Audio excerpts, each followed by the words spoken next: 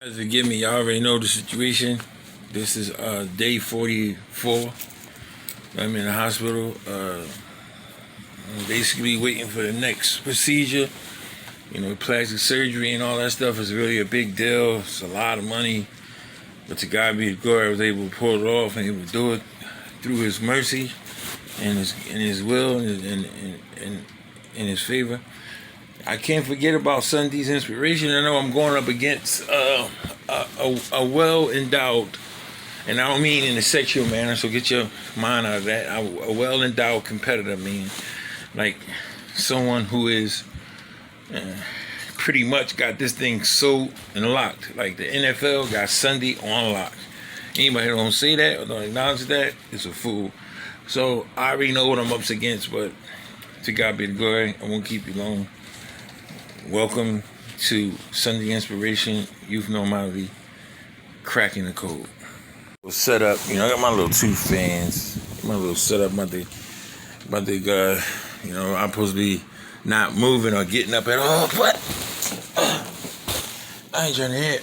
The bottom line is they tell me I can't walk and I listen to them, I won't walk.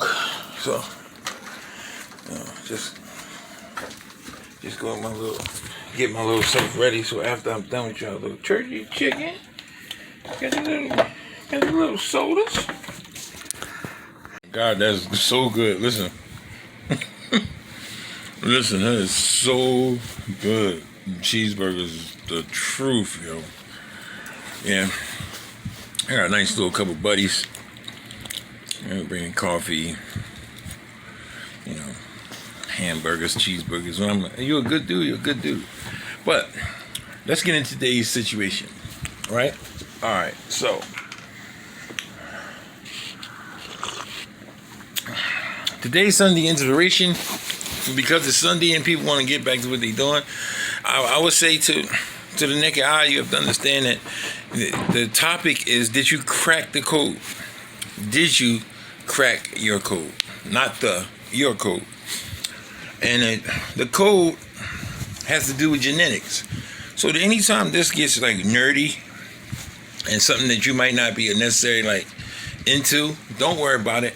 It all must make sense. Therefore, it all must be said. So, and to answer the number one question that I get, I don't think I look good without a shirt on. I'm 380 pounds. I'm 6'9". I don't. Even though to a naked eye person would be like, you don't look like you weigh that much, because I don't. It's not like I had a tremendous stomach or anything, but you have to understand that me being 380 pounds and being 6'9", gowns don't fit me. And even if a gown did fit me, let me break you down with a coronavirus fact, just in case you don't know. I know this is off the topic, but I have to give it to you. Because of the coronavirus and everything's being depleted, everything must be stepped up and done to a borderline efficiency, meaning you have to do something on a continuous basis regardless of whether you see any signs or anything. Well, a lot of people don't know is they wash all of the sheets, all of the blankets, all of the robes, all of the gowns all together.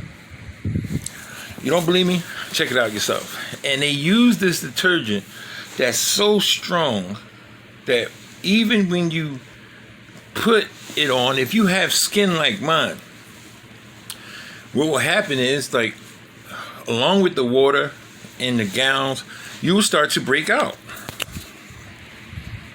All right there. You will start to break out.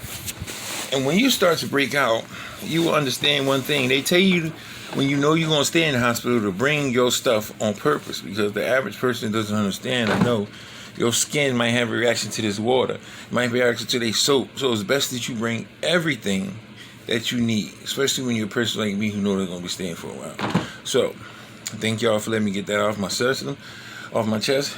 Now let's back to the situation. When we stumbled upon the topic addiction, and we talked about it, we never had a chance to go into depth about the traditional thought process and the myths and all that stuff that come along with it.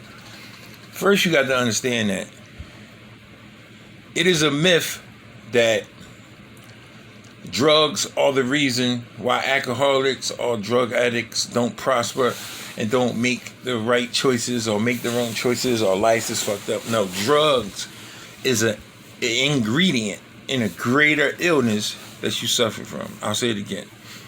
You can have all of the side effects from being an addict without ever picking up a drug, but your life still would be in the same place in the same time that an addict life is, because you haven't adjusted or you haven't been made aware of what the underlying system is that is responsible for you not knowing your code. Let's get into code. Code in this sense means a genetic engineering, meaning your mother and father put chromosomes and all these things together and it formed DNA. Once it formed DNA, it knew what eyes you would have, what color eyes you would have, what color your complexion was, what color your hair was, how good your hair was. All of these things would be inside of this genetic code. So, people say, oh yeah, I know. Girls like, I get it from my mom. I know my mom got donkey, I got donkey. Dudes like, yeah, my dad got them 360s, man, my joint 360, my dad, that, blah, blah, blah. And we talk about and we think about the good things that we get from our parents. Understanding your genetic code is getting freedom from the things that creep up on you and become baffling and insidious.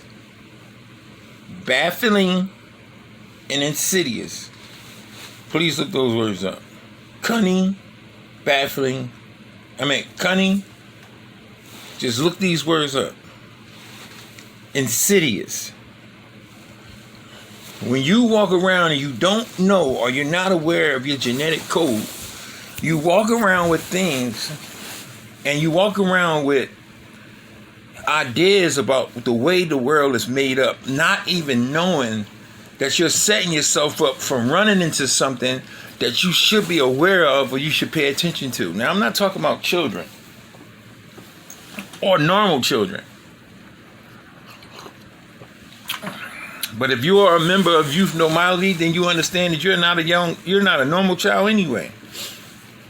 You doing some adult stuff and you get adult consequences because children don't go to jail. They get spanked on the hand or beat. Eventually, you will start to do things over and over and over and over and over again to the point where you will start to find yourself in adult situations with a child's age. I'm tired of parents. I'm tired of people always going to my youth and going to my people. And I'm tired of them going to my youngins and making them feel like they didn't know or they had no clue of what was coming down or what could happen, because guarantee you, one of your parents, maybe both of them, knew it was a chance. Because your genetic code is obvious. What you don't know is, what am I saying? Thank you, Lord. What I'm trying to express to y'all is that the same way that you get your son, the same way you give your son your eyes, the same way that you give your son the kind of hair you got, the same way you mothers give your daughters the body that you have, you also give them the characteristics you had mentally, spiritually, when you had that baby. This is your genetic code. Let's talk about myself.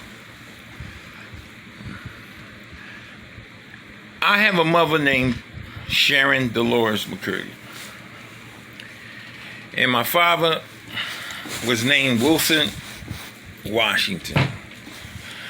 And I'm the only child that my mother has a different father, who has a different father in my whole entire family, right? So, I understand that when you get it through your head that when you say something like genetic code and you whisper and you trying to figure out what in the world your genetic code is and what does it have to do with addiction and anything that I'm saying, and you're trying to figure out and put it together, I'll give you an example through myself. Make it easy on you. My mother, Dolores McCurdy. My mother, Sharon Dolores McCurdy, never drunk a day in her life. When I say never, I mean hasn't had a wine cooler, hasn't had wine, hasn't had any type of substance, liquor-wise. I'm quite sure she didn't blew with my aunts or somebody. Somebody had Sharon blowing. I ain't gonna say that she never tell me, or we don't ever know, but this is one thing I could proudly say without a shadow of doubt. My mom never, ever drunk alcohol. Not up to now. 67 years old. Never had an adult beverage ever in her life. So, in saying that, you kind of contradicting yourself, because you're basically saying that, hold on, Jesus Christ. When you're in a hospital, you will learn something. Mm-hmm. When you don't want someone to come, everyone will. When you want them to come, no one will show up. Come on, man. I'm sorry. I'm gonna take it out. It's gone. All right, you got to wait then. So, I'm saying to myself and saying to y'all, you have to understand that, when you had to give me 3 minutes, right? Mm-hmm. So when you are in a situation and you are in a situation where you acknowledging and you breaking down your DNA code, then you say to yourself, okay, well, where did your addiction come from, Mr. Washington? Where did your characteristic come from? When did you discover, or when did you analyze that what you had just wasn't something because you picked up a bottle, or you picked up an L, or you did this, or you did that, or you being addicted to the lifestyle, being addicted to hustling, being addicted to everything that you seem to touch. You seem to have an addiction, an addict reaction. Meaning it's overwhelmed feeling to get the same feeling that you did the first time you experienced it. Period. What is it that you are saying? Aha. You walk right into it. It's a beautiful thing. My father paid for the 76ers. He had the highest scoring. He scored the highest points in Norfolk, Virginia history. His name is in the bleachers. He played for the 76ers, the Nets overseas. Beautiful career. Successful man. All of these things. Everybody I have talked to, everybody that I have experienced, everybody that I have went through something with this person has said the exact same thing. My father suffered from addiction, and not no type of petty way, in the most aggressive way possible, meaning shutdowns. You're going to have to wait, miss. Shutdowns and everything else, and acknowledging the fact that when it hit the fan, you had to look at things in the equivalent in a space where as though you said to yourself, what does that have anything to do with anything? This is what it has to do with. Every time you look at a person who suffers from the disease of addiction, not suffers from the reaction of it, when you run into those people, you have to realize that there is a pattern. It may not be in with the mother. It may not been with the father. It could have been with the grandmother. It could have been with the great-grandmother. If you follow your code up to the desired space or place, you will find out there is someone in that person's family who suffers from the disease of addiction. Just like if you find out, they ask you these questions. Anybody in your family have cancer? Anybody? Because they know if someone in your family had any of these diseases and it manifested itself in more than one person, you have a great risk of having this. It's very simple. Why am I so concerned and talking about code so much? Because I don't care if you got to ask questions. I don't care if you got to run up to somebody and ask them, did my mom get high? Did my father get high? Was my father a drinker? Did my father sleep with 100,000 women? See, because the myth gets us trapped. The myth tells us that we only could be addicted to things that society frowns upon. Right? That's a lot. More people die off cigarettes than all drugs combined. Just a little fun fact. And you can go right in the store and buy them motherfuckers right now. Cold free. No inner laws, nothing. So the reality of what I speak is very, very simple to you. The reality of what I speak is you want to know your code so you can prepare yourself to combat what might be coming down the pipe. Addiction has no age. Addiction has no gender. Addiction has no class. It doesn't care if you rich. It don't care if you poor. It don't care if you white. And it don't care how old you is. I never touched a drink. I never smoked weed until I was almost in college. I was the say yes to no drug guy. I got to practice. I ain't using drugs. I ain't getting high doing like this and that and third. Not realizing that laying dormant in my system, in my body, in my code was a character defect that once it was activated, I would have to deal with for the rest of my life. To God be the glory, I don't anymore or at this time. But I realized that I can't do normal people stuff. What is normal people stuff? I can't go to the bar by myself and have $1,000 on me and say, you know, I'm just going to get a couple drinks and go home and chill. I can't do that. I have to have somebody with me that'd be like, yo, look, that was enough, dude. We out.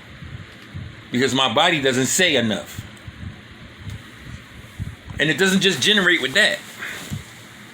Why am I so adequate about relationships? Why am I so adequate about finding somebody and loving that person forever? Because the disease I suffer from tells my body, like, oh, one girl ain't enough.